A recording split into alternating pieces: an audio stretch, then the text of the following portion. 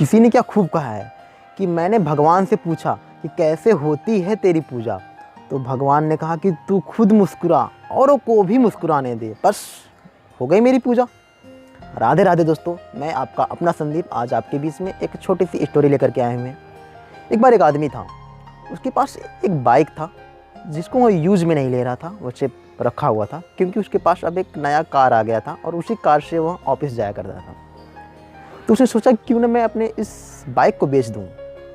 तो उसने उस बाइक के पूरे डिटेल्स को ऑनलाइन लिखा और उसके बारे में, और उसमें उस पर यह भी लिखा कि मैं अपने बाइक को 32,000 रुपये में बेचना चाहता हूँ। इतना लिख करके उसने उसको पोस्ट कर दिया। 2 दिन के बाद एक फ़ोन आया कि मैं आपकी बाइक जो है वह 20,000 के लायक है, मैं इतना आपको पैसा दे सकता हूँ। ऐसे ऐसे 3-4 फ़ोन आए। उसमें से किसी ने कहा कि 28,000 दूंगा, किसी ने कहा कि नहीं मैं 16,000 दूंगा। तो एक फ़ोन आया, उसने कहा कि मैं आपके बाइक का 31,000 रुपया दूंगा। और फिर उस आदमी ने सोचा कि हो सकता है इससे भी ज़्यादा फ़ोन आए, हो सकता है मेरा जितना मैंने मांगा उतना मिल जाए, पर कोई फ़ोन नहीं आया हमेशा। तो उसने सोचा चलो अच्छा इतने में ही हम बाइक को बेच देते हैं। उसी रात एक फ़ोन और आया। एक बूढ़े आदमी ने फ़ोन किया और कहा कि बेटा मैं आपके बाइक को लेना चाहता हूँ।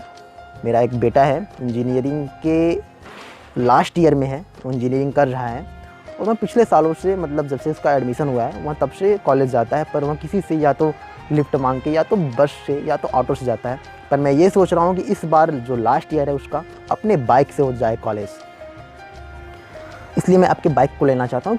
तुम यार कम से कम 15-20 दिन का भाई मुझे टाइम दे दो, मैं आपके बाइक को लेके जाना चाहूँगा, मैं इसको ज़रूर लूँगा, आप मुझे 15-20 दिन का टाइम दे दो। और इतना कह के उस बूढ़े आदमी ने फ़ोन को कट कर दिया। जब उसने वो कट कर दिया तो वहाँ आदमी सोचने लगा कि यार ना इसने कुछ कहा कि आपकी बाइक 18,000 की मैं लूँगा या 19,000 की लूँगा, ऐसा कुछ भी नहीं कहा। इसने ये कहा कि मैं आऊँगा और आपको पूरा पैसा पेमेंट करके और आपका बाइक ले जाऊँगा। अब एक दिन बीता, उसके बाद फिर अगले दिन शाम की भगवान की आरती हो रही थी। आरती होने के बाद पता नहीं क्या उस आदमी के दिल में हुआ, उसने उसी नंबर पे कांटेक्ट किया और कहा कि अंकल आपके पास कितना पैसा है। तो उन्होंने कहा कि मेरे पास बेटा 20,000 रुपया है। उस बूढ़े आदमी की आवाज़ से ये लग रहा था कि उसने बहुत मेहनत से करके वो पैसे को इकट्ठा किया है। तो उस आदमी ने कहा कि अच्छा अंकल आप मेरा एड्रेस ले लीजिए और बाइक को ले जाइए आप। इतना बोलते ही वहाँ जो बूढ़ा आदमी था ना बहुत खुश हो गया कि यार सच में मैं आऊँ। तो उन्होंने कहा हाँ आइए आप ले जाइए बाइक। उन्होंने कहा अच्छा ठीक है बेटा हम कल आते हैं। फिर उसने इतना कह करके फ़ोन रख दिया। और फिर रात में एक बार फिर से उसने फ़ोन किया कि बेटा सच में मैं कल आऊँ ना। तो उस आदमी ने कहा हाँ अंकल आइए आप ले जाइए बाइक। अब जैसे ही सुबह हुआ फिर से फटाक से फ़ोन आया और उसने कहा कि बेटा मैं घर से निकल रहा हूँ और मैं आ रहा हूँ आपके यहाँ आपकी बाइक को ले जाने के लिए। तो उस आदमी ने कहा कि हाँ अंकल आइए आप और बाइक को आप ले जाइए।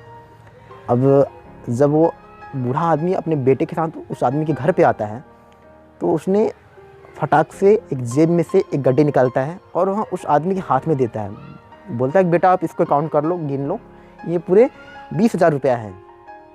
तो वहाँ आदमी हंसने लगता है।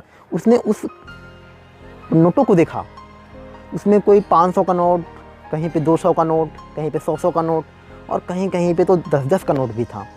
उस पैसे को देख के ऐसा लग रहा था कि वह इंसान बहुत ही मेहनत से बहुत इकट्ठा करके उस पैसे को उसने इकट्ठा किया है और उसके चेहरे पे जो खुशी थी वो शायद करोड़ों रुपया दे करके भी आप ऐसी खुशी नहीं पा सकते हैं।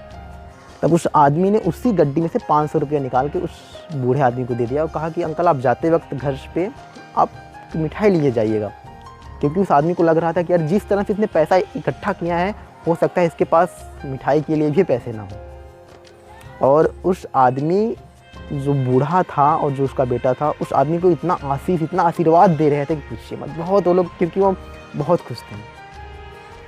तो इस छोटी सी कहानी से हमें ये सीख मिलती है कि अगर आप कभी आपने ऐसा शायद फील भी किया हो कि अपना घाटा होता है पर फिर भी अंदर से जो राहत मिलती है, जो सुकून मिलती है ना, वो शायद बहुत ज़्यादा अगर पैसा आप गलती से पा भी जाएँ तो भी ना हो। क्योंकि ये अनुभव मैं बता रहा हूँ कि कभी कभी ऐसी अनुभव होती है कि आप किसी के साथ अगर कुछ हेल्प कर दो, किसी का अच्छा ही कर दो ना, अंदर से बहुत सुकून मिलता है, यार यार कितना अच्छा मैंने काम किया। तो ये भाई ये जान लीजिए, अगर आपकी वजह से किसी के फेस पे अगर छोटी सी स्माइल आ जा रही है, अगर अगला आदमी खुश हो जा रहा है आपके कारण, तो ये इससे बढ़कर के पूजा और इससे बड़ा कोई धर्म नहीं होगा। इसलिए हमेशा दूसरों को खुश रखो और खुद भी खुश रहो। राधे राधे।